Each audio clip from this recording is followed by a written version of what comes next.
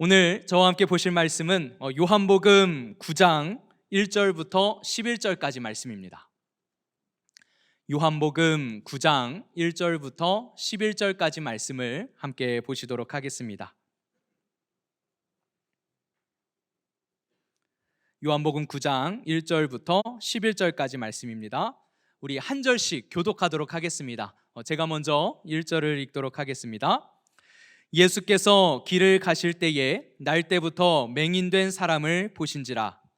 제자들이 물어 이르되 라삐여, 이 사람이 맹인으로 난 것이 누구의 죄로 인함이니까? 자기니까 그의 부모니까? 예수께서 대답하시되 이 사람이나 그 부모의 죄로 인한 것이 아니라 그에게서 하나님이 하시는 일을 나타내고자 하심이라. 때가 아직 낮음에 나를 보내신 이의 일을 우리가 하여야 하리라. 밤이 오리니 그때는 아무도 일할 수 없느니라. 내가 세상에 있는 동안에는 세상의 빛이로라. 이 말씀을 하시고 땅에 침을 뱉어 진흙을 이겨 그의 눈에 바르시고 이르시되 실로암 못에 가서 씻으라 하시니, 실로암은 번역하면 보냄을 받았다는 뜻이라. 이에 가서 씻고 밝은 눈으로 왔더라. 이웃 사람들과 전에 그가 거린인 것을 보았던 사람들이 이르되 이는 앉아서 구걸하던 자가 아니냐. 어떤 사람은 그 사람이라 하며 어떤 사람은 아니라 그와 비슷하다 하거늘 자기 말은 내가 그라 하니. 그들이 묻되 그러면 내 눈이 어떻게 떠졌느냐. 함께 읽겠습니다. 대답하되 예수라 하는 그 사람이 진흙을 이겨 내 눈에 바르고 나더러 실로암에 가서 씻으라 하기에 가서 씻었더니 보게 되었노라. 아멘. 아멘. 네. 요즘은 우리가 신앙을 고백하기가 참 어려운 시대를 살고 있는 것 같습니다. 특별히 이 코로나 시기를 지나면서 마치 교회에 가는 게 눈치가 보이고, 교회 가면 회사에서도 또 모이는 사람들에게도 뭔가 이렇게 꾸지람을 들어야 하는 뭔가 그런 상황이 되어버린 것 같아요. 그래서 당당하게 저 교회 갔다 왔어요 라고 이야기하기가 굉장히 힘들고 어려운 시대가 되어버렸습니다. 이제는 교회에 모이는 집합 제한이 이제 풀렸습니다. 그래서 우리가 나올 수 있는데, 이제 국가에서는, 정부에서는 그것을 풀어주었지만 사실 이 제한 조치가 우리의 마음 가운데서 과연 풀렸을까는 사실 미지수입니다. 얼마나 여러분들의 마음에 지금 스스로 제한을 풀고 있을지. 물론 이 자리에 나와 계신 분들은 마음에도 제한이 걸려 있지 않기 때문에 오늘 이 자리에 나와 계시지만 아직 이 현장으로 발걸음하기가 선뜻 내딛어지지는 않는 것 같습니다. 그래서 오늘 우리가 이 요한복음 9장 말씀을요, 우리가 11절까지만 읽었지만 9장 1절부터 마지막 41절까지 우리 한 절씩 우리 함께 살펴보면서 우리가 예수님을 믿는다는 것이 어떤 모습이어야 하는지, 그 믿음과 신앙을 우리가 어떻게 고백해야 하는지를 함께 말씀을 나누도록 하겠습니다. 믿음을, 그 신앙을 고백하는 것은요, 입으로만 하는 것이 아닙니다. 우리가 믿음을 고백한다, 이 신앙을 고백한다라는 것은 단순히 그냥 가볍게 우리가 몇 마디 언어로 고백할 수 있는 게 아니에요. 왜냐하면 우리의 믿음이라는 것은 삶에서 그대로 드러나기 때문입니다. 그래서 우리의 믿음과 신앙은요, 우리의 삶의 모습, 나의 행동을 통해서 드러날 수밖에 없습니다. 오늘 그 결정적인 사건이 오늘 이 9장 말씀에 나오는데요, 이 9장에 등장하는 여러 인물들 가운데 하나 지적하고 싶은 사람들이 있다면 그 무리는 바로 유대인들, 특별히 바리새인들일 것입니다. 그들은 신앙이 좋다고 생각했어요. 하나님 앞에서 가장 누구보다 뜨겁고 열정적이고 그리고 철저하게 신앙을 지켰다고 자부했던 사람들입니다. 그러나 오늘 그들이 어떻게 잘못된 신앙으로, 잘못된 모습으로 살아가는지를 우리 함께 보도록 하겠습니다. 오늘 1절 말씀을 보니까요, 날 때부터 맹인된 사람이 등장합니다. 예수님께서 길을 가시다가 날때부터 맹인된 사람을 만나세요. 그러자 제자들이 이 절을 보니까 물어봅니다. 라삐여, 이 사람이 맹인으로 난 것이 누구의 죄로 인함이니까? 자기 죄 때문입니까? 부모의 죄 때문입니까? 라는 질문을 던져요. 뒤에 보면 이 질문을 던진 것이 어떤 복선으로 깔린 내용이긴 하지만 우선 좀 넘어가고자 합니다. 3절 말씀을 좀 보니까 예수님께서 거기에 대해서 이렇게 대답하십니다. 자기 죄도 아니고 부모의 죄도 아니고 어떤 연고로 이 사람이 날 때부터 맹인이 됐다라고 지금 예수님이 말씀하십니까? 하나님이 하시는 일을 나타내고자 하셨다입니다. 그리고 이 맹인을 통해서 하나님께서 나타내시고자 했던 결정적인 어떤 일이 지금 있다는 거예요. 우리가 함께 이 일을 한번 살펴보려고 하는데 어떤 일을 나타내고자 하셨는지 한번 보도록 하겠습니다. 자, 이제 곧바로 또 건너뛰어서 6절 말씀을 좀 볼게요. 예수님께서 이 맹인을 고쳐주시는데요, 이 맹인을 고쳐주시는 방법이 좀 특이합니다. 어떻게 맹인을 고치시냐면 예수님께서는 능력 있으신 분이세요. 그래서 말씀으로도 충분히 고치실 수 있습니다. 손 하나 까딱하지 않으시고도 고치실 수 있으신 분이세요. 그런데 특별한 방법을 사용하십니다. 그게 뭐냐면 땅에 침을 뱉어서 진흙을 이겨 그의 눈에 바르십니다. 이 예수님의 침에 이 효능이 있는 것인가? 아니면 예수님의 침과 이 사람을 창조하신 이 흙이 만나서 뭔가 이것이 눈에 발라졌을 때 어떤 육신의 이 결함이 치료될 수 있는 것인가? 어떤 그 효능이 예수님의 침에 있는 건가? 이런 우리가 생각을 하게 되는 그런 장면입니다. 근데 예수님께서 도대체 왜 이 방법으로 치료를 하시려고 했을까? 특이한 것은 그렇게 그 눈에다가 이 진흙, 침 바른 진흙을 바르시고는 실로암 못에 가서 씻고 오라고 명령하세요. 자, 그런데 문제는요, 이 실로암 못에 가서 씻고 오니까 눈이 떠졌습니다. 놀라운 능력이 베풀어진 거예요.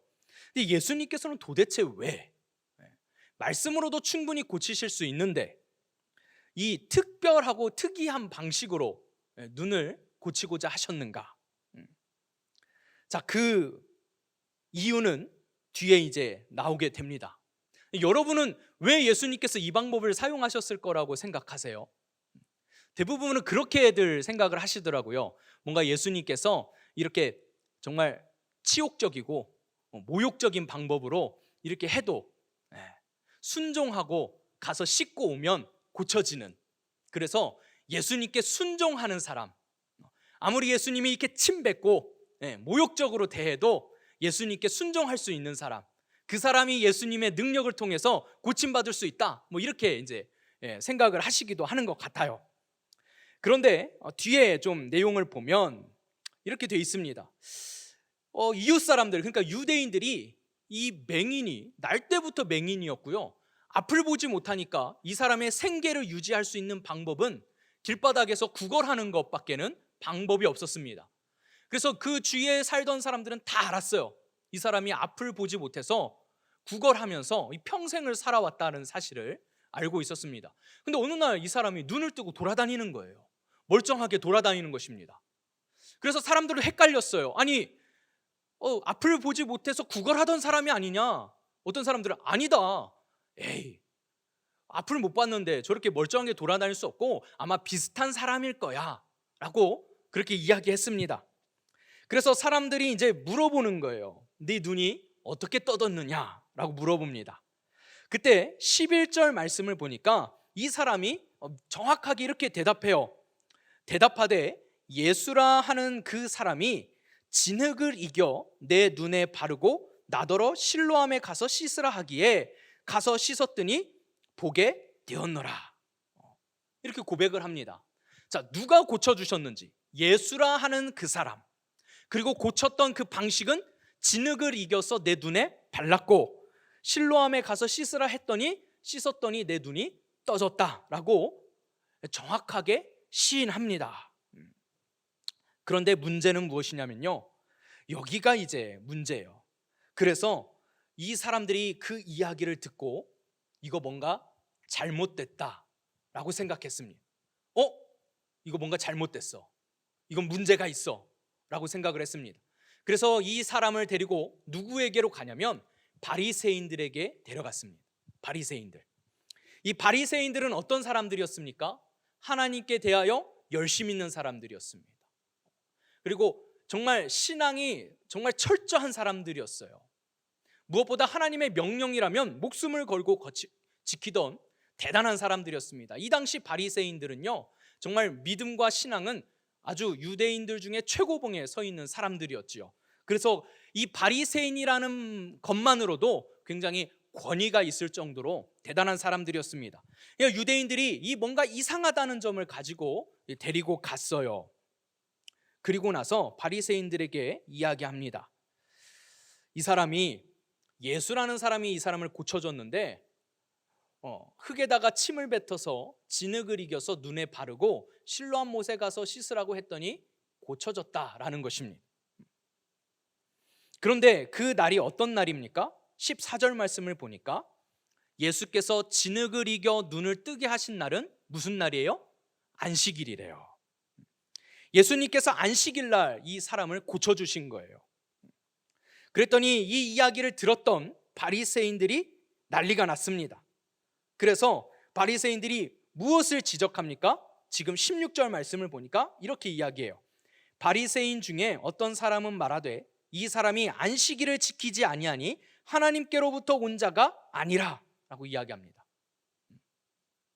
자, 예수님께서 왜 안식일을 지키지 않으신 걸까요? 어떤 점이 안식일을 어긴 것일까요? 단순히 병자를 고쳐준 것이 안식일을 어긴 것일까요? 그게 아니었습니다. 예수님께서 안식일을 어긴 것은 무엇이었냐면 바로 진흙을 반죽했다는 것입니다. 이 당시 유대인들, 바리새인들이 가지고 있었던 율법, 하나님께서 주신 율법은 아니었고요. 하나님께서 안식일을 거룩하게 지키라 라고 하셨을 때 노동하지 말아야 된다라는 그것을 가지고 이 랍비들, 바리새인들, 그리고 서기관들, 이 사람들이요, 이 율법을 연구를 했어요. 그래서 몇 가지 그 규칙들을 만들었습니다. 그리고 그것을 철저하게 지켰어요. 그게 무엇이냐면 성경에서 예수님은 그것을 율법이라고 칭하지 않습니다. 성경을 보면 율법이 아니라 이러한 규정들을 뭐라고 이야기하냐면 여러분들 나중에 복음서에서 여러분들이 뭐 스마트폰이나 이런 걸로 검색을 한번 해보시면 나올 거예요. 장로들의 유전 혹은 조상들의 유전이라고 하는 율법은 아닌데 자기들끼리 만든 규정이 있습니다. 거기에 보면 안식일날 하지 말아야 될 일들이 있어요. 그 중에 하나가 무엇이냐면 가루를 반죽하는 것입니다. 뭔가 빵을 만들거나 떡을 구워야 할 때 반죽을 해야 되잖아요. 그래서 안식일 날에는 이 식량을 제조하는 이 반죽을 할 수가 없었어요. 그게 이 사람들이 정했던 규정이었습니다. 하나님이 정해주신 거 아니에요. 하나님은 그렇게 말씀하시지 않았습니다. 여러분들 모세오경을 보세요. 어디에 안식일에는 반죽하면 안 된다라고 되어 있습니까? 없죠. 그런데 자기들끼리 정한 규정이었던 거예요. 그리고 그것을 가지고 다른 사람들을 정죄해 왔습니다. 예수님이요, 일부러 이 진흙에다 침을 뱉으셔서 반죽을 하신 거예요. 반죽을 하셔서 이것을 눈에다 바르신 것입니다. 그리고 나서 실로암 못에 가서 씻으라고 명령하신 거예요. 자, 그렇다면 이제 둘 중에 하나입니다. 지금 바리새인들에게 논란이 일어났어요. 어떤 논란입니까? 첫 번째는 분명히 이 사람이 안식일을 지키지 않았어. 율법을 어겼단 말이야. 그렇기 때문에 이 사람은 하나님의 사람이 아니야 라고 주장하는 바리새인들이 있는가 하면, 또 어떤 사람들은 이렇게 이야기했습니다. 16절 후반절에 보니까 죄인으로서 어떻게 이러한 표적을 행하겠느냐, 그것이 진짜 잘못된 일이었다면 어떻게 이 맹인이 눈을 뜰 수 있었겠느냐라는 질문을 지금 하게 된 거예요. 이 분쟁이 지금 일어난 것입니다. 다시 설명해 드릴게요. 예수님께서 일부러 지금 이 바리새인들이 가지고 있는 율법을 어기셨어요. 그리고 나서 눈을 뜨게 하신 겁니다. 무엇을 이야기하고자 하신 거예요? 너희들이 가지고 있는 그 장로들의 유전, 조상들의 그 율법은 틀린 거야. 잘못된 거야. 너희들 지금 신앙생활하고 있는 너희들이 만든 그 규정 잘못된 거야. 오히려 너희들이 만든 그 전통 때문에, 조상들의 그 전통 때문에 그 안에 너희들이 지금 함몰돼서 너희들이 올바른 신앙생활과 바른 믿음을 지키지 못하고 있어. 봐라, 이 맹인이 눈을 뜬다면 누구의 능력으로 뜨겠느냐? 하나님의 능력일 텐데, 만약에 이것이 하나님의 뜻을 거스른 것이라면 이 사람이 눈을 뜰 수 있겠느냐? 라고 예수님께서 이 행위를 통해서 지금 유대인들에게 반문하신 거예요. 자, 지금 바리새인들도 난리가 났습니다. 이게 어떻게 된 일인가? 그러자 이 바리새인들이요, 자기들끼리도 결론을 내리지 못하고요, 이 멍청한 사람들이 오히려 이 맹인한테 질문을 하는 거예요. 17절 보니까 뭐라고 질문합니까? 너는 그를 어떠한 사람이나 하느냐? 너는 그를 어떠한 사람이라고 하느냐? 라고 질문을 합니다. 그러니까 이 맹인도 지금 당황스러운 거예요. 뭔가 율법을 어겨서 자기를 고쳐줬거든요. 근데 이건 하나님이 아니고서는 하실 수 없는 놀라운 기적과 같은 일이에요. 그러니까 고백합니다. 아무래도 선지자인 것 같습니다. 선지자입니다 라고 이렇게 고백을 했어요. 그러나 유대인들이 이 맹인의 말을 못 믿겠는 거예요. 그래서 이 맹인의 부모를 불러옵니다. 부모. 그리고 이 부모에게 물어봅니다. 너희들의 아들이 맞느냐? 맞다고. 그럼 어떻게 해서 지금 보게 되었느냐? 라고 질문을 해요. 이 부모님들이 이렇게 대답합니다. 21절 말씀을 보니까, 그러나 지금 어떻게 해서 보는지 또는 누가 그 눈을 뜨게 하였는지 우리는 알지 못하나이다. 그에게 물어보소서. 그가 장성하였으니 자기 일을 말하리이다. 직접 물어보세요. 우리가 나왔을 때 맹인인 것은 알겠는데 직접 물어보세요. 저희는 잘 모르겠습니다 라고 대답하는 거예요. 지금 부모님들도 살짝 놀랬을 거예요. 평생에 이 가책이 있었을 거거든요. 뭔가 내 자식이 우리의 죄 때문에 이렇게 된 것 같고, 날 때부터 뭔가 죄가 있어가지고 날 때부터 이렇게 태어났다고는 하지 않을 거예요. 주변 사람들이 다 욕하고 손가락질했을 겁니다. 이 당시에는요, 뭔가 이 사람에게 하자가 생기면 이게 뭐든지 다 그냥 하나님께 저주받았다고만 해석하기 때문에 태어난 아이가 맹인이에요. 주위 사람들이 이 부모가 분명히 하나님 앞에서 큰 죄악을 저질렀기 때문에 하나님께서 저주하셨을 것이다, 이건 저주받은 것이다 라고 하며 손가락질 당했을 것입니다. 그리고 그것이 늘 이 부모들의 마음에 사무쳐 있었을 것이에요. 그런데 그것을 예수님께서 고쳐주셨습니다. 예수님이 고쳐주셨어요. 여러분이 부모 같았으면 어떻겠습니까? 정말 전 재산을 팔아서라도 이 예수님께 살해했을 거예요. 우리 평생의 짐이었던, 내 평생의 마음의 짐이었던 내 아들의 눈을 예수님이 고쳐주셨어요. 내 목숨을 내놓아도 아깝지 않습니다. 내 자식의 눈이 떴다.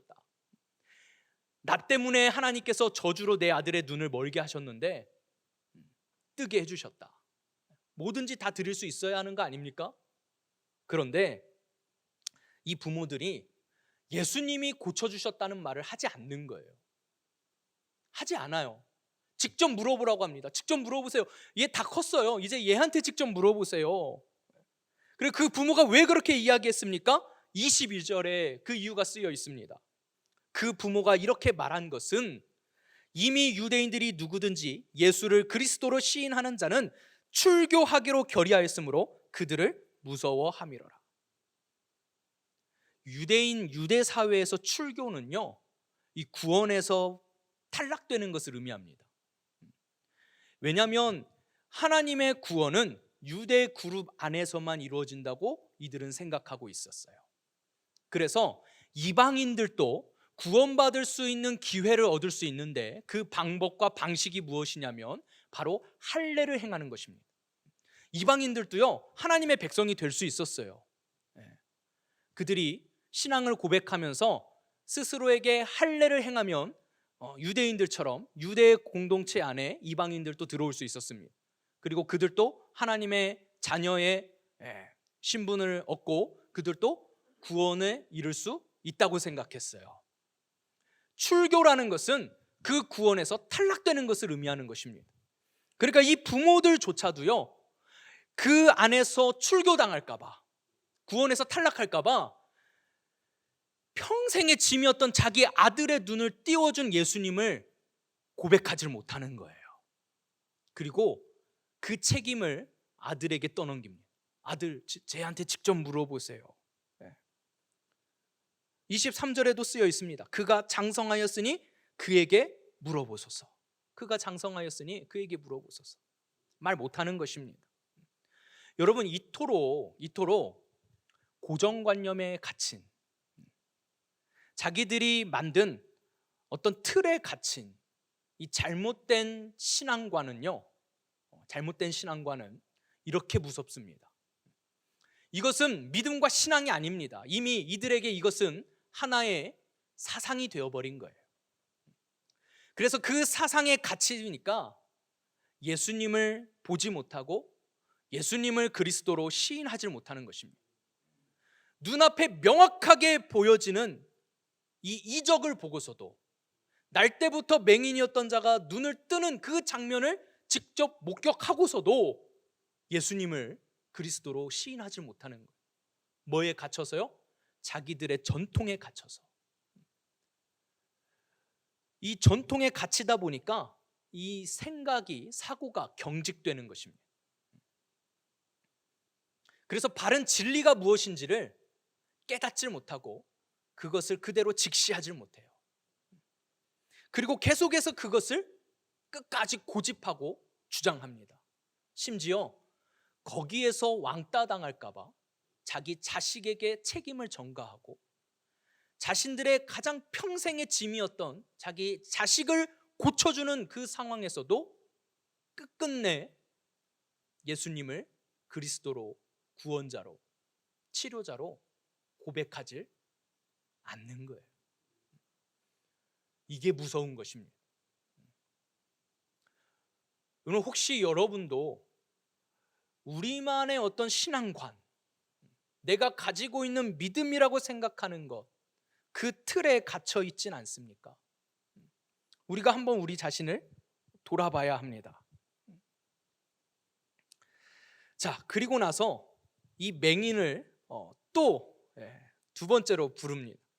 24절을 보니까 이에 그들이 맹인이었던 사람을 두 번째 불러 이르되 너는 하나님께 영광을 돌리라. 우리는 이 사람이 죄인인 줄 아노라. 그러니까 고쳐주신 건 누가 고쳐주신 거라고 지금 인정하는 거예요? 하나님이 고쳐주신 거라고 인정하는 거예요. 하지만 누구는 죄인이에요? 예수님은 죄인이라고 지금 이야기합니다. 하지만 이 사람은요, 직접 고침을 받았기 때문에 25절에 이렇게 고백해요. 대답하되 그가 죄인인지 내가 알지 못하나 한 가지 아는 것은 내가 맹인으로 있다가 지금 보는 그것이니이다. 지금 이 맹인은요, 그 정해진 틀에 함몰되지 않고 그 사상에 함몰되지 않고 예수님께서 직접적으로 행하신 그 예수님의 직접적인 모습을 보고 예수님이 그리스도이심을 지금 직감적으로 안 거예요. 그리고 그것을 직접 체험했기 때문에 그것을 부정하지 못합니다. 그리고 그것은 분명한 사실이거든요. 자기가 고침받았다는 거. 그런데 그 사람들은, 바리새인들은 집요하게 물어봅니다. 집요하게 물어봐요. 26절에도 물어봅니다. 그들이 이르되 그 사람이 내게 무엇을 하였느냐, 어떻게 내 눈을 뜨게 하였느냐, 집요하게 물어봐요. 알면서 계속해서 확인하는 것입니다. 왜 그럴까요? 불안한 거예요. 불안해요. 지금까지 자신들이 옳다고 믿어왔던 것을 잘못됐다고 고백하기가 쉽지 않은 거예요. 여러분, 우리는 아직 신앙생활 한 지가 사실 얼마 되지 않습니다. 저 모태신앙이지만 신앙생활 한 지 39년밖에 안 됐어요. 제 평생에 살아온 세월이 39년밖에 되지 않았습니다. 그런데 오늘 이 자리에 대부분 청년분들이 계시지만 저기 보이지 않게 우리 저 자리에 앉아 계신 우리 장로님의 신앙생활 연수에도 제 인생은 짧습니다. 제 태어나서 제가 지금까지 살아온 인생에 비해서 장로님이 신앙생활 해온 연수가 더 기실 거예요. 그러니까 우리는 신앙생활 한 게 뭐 그렇게 길지 않습니다. 문제는 뭐냐면요, 내가 잘못된 신앙생활을 해왔다면 아무리 내가 신앙 연수가 길었다 할지라도 그게 잘못됐다면 그걸 싸그리 다 버릴 수 있어야 합니다. 버릴 수 있어야 돼요. 그리고 내가 새로운 진리, 정말 내가 지금까지 잘못 알고 있었는데 내가 진정한 진리를 깨닫게 됐다면 이전에 내 모든 신앙생활, 내가 아무리 공들이고 열심히 했고 내가 열정적으로 했다 할지라도 그거 다 버릴 수 있어야 합니다. 잘못됐다 틀렸댔다 시인할 수 있어야 돼요. 그리고 바른 믿음과 바른 신앙을 세우려고 우리는 애써야 합니다. 그게 바로 거듭남의 모습이고 계속해서 개혁되는 개혁신앙을 가진 참된 그리스도인들의 자세입니다. 오늘 나는 틀렸을 수 있어요. 하지만 내가 바른 믿음과 바른 신앙을 깨닫는 거, 이게 가장 중요한 것입니다. 그래서 내가 온전히 예수님을 바르게 고백할 수 있는 거, 그게 우리에게 중요한 거예요.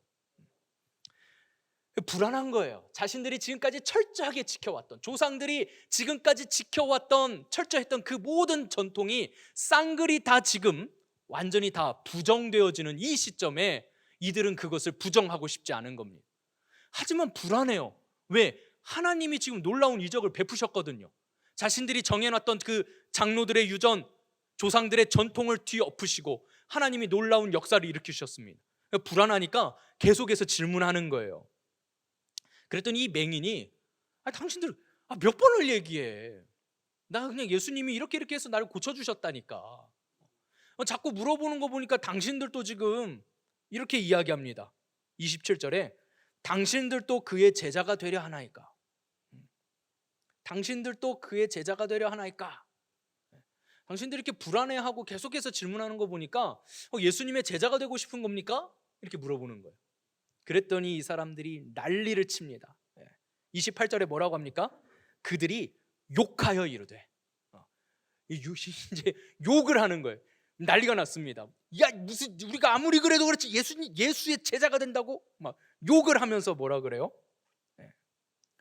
너는 그의 제자이나 우리는 누구의 제자라? 모세의 제자라. 하나님이신 예수님을 눈앞에 두고서도 끝끝내 그 진리를 발견하지 못하는 거예요. 여러분, 진짜 영적인 맹인은 누구입니까?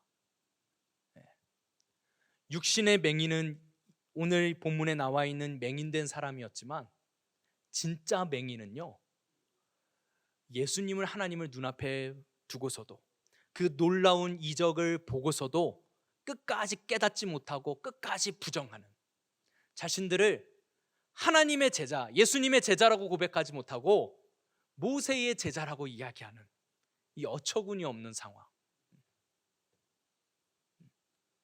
여러분은 누구의 제자이십니까? 무엇을 붙들고 신앙생활 하시는 분들입니까? 이 사람은, 맹인은 끝까지 이제 고백하는 거예요. 30절 말씀을 보면 이렇게 합니다. 그 사람이 대답하여 이르되 이상하다, 이상하다. 이 사람이 내 눈을 뜨게 하였으되 당신들은 그가 어디서 왔는지 알지 못하는도다. 내 눈을 뜨게 해줬는데 당신들은 아직도 모르겠습니까? 31절, 하나님이 죄인의 말을 듣지 아니하시고 경건하여 그의 뜻대로 행하는 자의 말을 들으시는 줄을 우리가 아나이다. 경건하여 그의 뜻대로 행하는 자의 말은 들으시는 줄을 아나이다. 예수님이 고쳐주셨다는 것은 예수님이 하나님의 사람이라는 것입니다. 당신들 그걸 모르겠습니까? 참 이상한 일입니다. 맞아요. 정말 이상한 일입니다. 그런데 이 이상한 행동을 하는 거예요. 왜요? 전통과 사상에 함몰되면 진리를 발견하지 못하고 끝까지 이 고집을 피우게 되는 것이죠. 그러자 이 사람들은 결국에는 어떻게 합니까? 이 사람들이요 34절 말씀을 보니까 이렇게 합니다. 그들이 대답하여 이르되 네가 온전히 죄 가운데서 나서 우리를 가르치느냐. 그러니까 아직도 이 사람이 날 때부터 맹인인 것은 죄 가운데 태어났기 때문이다. 부모의 저주 때문이다. 이렇게 지금 이야기하는 거예요. 네가 꼴랑 그 죄 가운데 저주 가운데 태어났으면서 고귀한 우리를 지금 가르치려 드느냐? 그러면서 이 맹인을 쫓아 보냈습니다. 출교시킨 거예요. 그리고 예수님께서요 이 사건을 멀리서 지켜보시고 이 맹인이 결국에 쫓겨났다, 출교당했다라는 그 소식을 들으시고 그때서야 이 맹인을 찾아가십니다. 그리고 35절 말씀에 이렇게 예수님께서 질문하시죠. 예수께서 그들이 그 사람을 쫓아냈다 하는 말을 들으셨더니 그를 만나사 이르시되 네가 인자를 믿느냐. 참 예수님도 야속하시지. 그 분쟁과 논란의 현장에서 이 맹인이 혼자서 얼마나 외로웠습니까? 부모조차도 외면하는, 여러분 부모조차도 외면하는 그 외로운 분쟁의 현장 가운데 예수님 내버려 두셨어요. 예수님이 그때 오셔서 정말 더 놀라운 이적으로 야 맹인이 눈 뜬 거 가지고도 안 되냐? 내가 더 놀라운 이적을 보여주랴? 하면서 예수님이 더 변호를 해주셨다면, 더 편을 들어주셨다면 우리는 그런 예수님 기대하잖아요. 근데 예수님 그렇게 하지 않으셨어요. 이 맹인을 멀리서 지켜보셨습니다. 그리고 결국에 출교당할 때까지, 그리고 출교당해서 쫓겨나자 그때서야 그 맹인을 찾아오십니다. 그리고 물어보세요. 그 질문이 참 정말 그 초라한 질문이지 않습니까? 네가 인자를 믿느냐. 그때 이 맹인이 이렇게 대답합니다. 36절 보니까 대답하여 이르되 주여 그가 누구시오니까 내가 믿고자 하나이다. 그가 누구입니까? 내가 믿고자 합니다. 이전에는 내가 선지자로 고백했지만 이들과 함께 논쟁하고 이야기를 해보니까 그가 하나님이 보내신 그리스도인 것을 내가 알겠습니다. 내가 이제 믿고자 합니다. 그때 예수님께서 37절에 이렇게 말씀하세요. 예수께서 이르시되 네가 그를 보았거니와 지금 너와 말하는 자가 그이니라. 참 예수님은요 로맨티스트세요. 늘 그 예수님의 등장은 혼자 멋있는 거 다 하세요. 내가 그이니라. 근데 얼마나 감동됐을까요? 그러자 이 맹인이 어떻게 합니까? 38절에 이르되 주여 내가 믿나이다 하고 절하니라. 여러분 이 맹인은 더 이상 이제 유대교 그 유대인들의 그룹 안에 더 이상 있고 싶어 하지 않았습니다. 그것을 부정했습니다. 그리고 그것을 떠났습니다. 그리고 진짜 진리이신 예수님께 나아갔습니다. 그리고 그 예수님 앞에 엎드리는 거예요. 주여 내가 믿나이다. 내가 이제 그 그룹에서 그 공동체에서 나는 벗어나겠습니다. 진리 되신 예수님만 따르겠습니다. 내가 예수님을 믿습니다. 그리고 예수님께서 39절 마지막 이렇게 말씀하십니다. 예수께서 이르시되 내가 심판하러 이 세상에 왔으니 보지 못하는 자들은 보게 하고 보는 자들은 맹인이 되게 하려 함이라.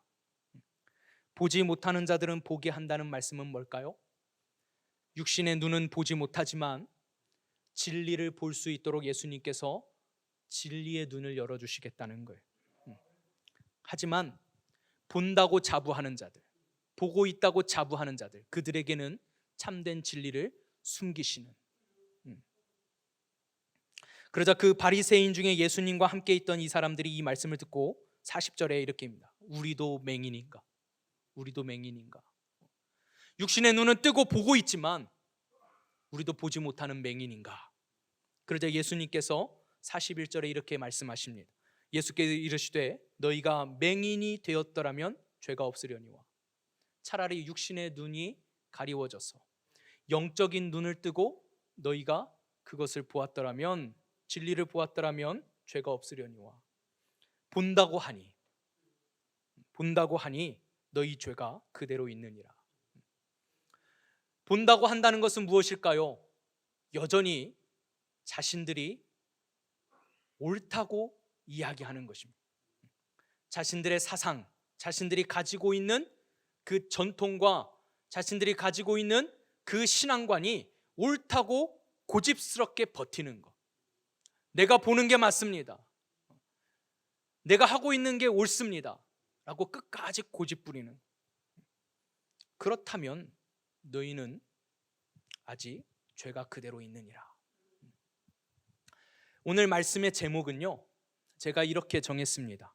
실로암, 보냄을 받았다. 7절 말씀은 이렇게 기록하고 있어요. 이르시되 실로암 못에 가서 씻으라. 실로암은 번역하면 보냄을 받았다는 뜻이라.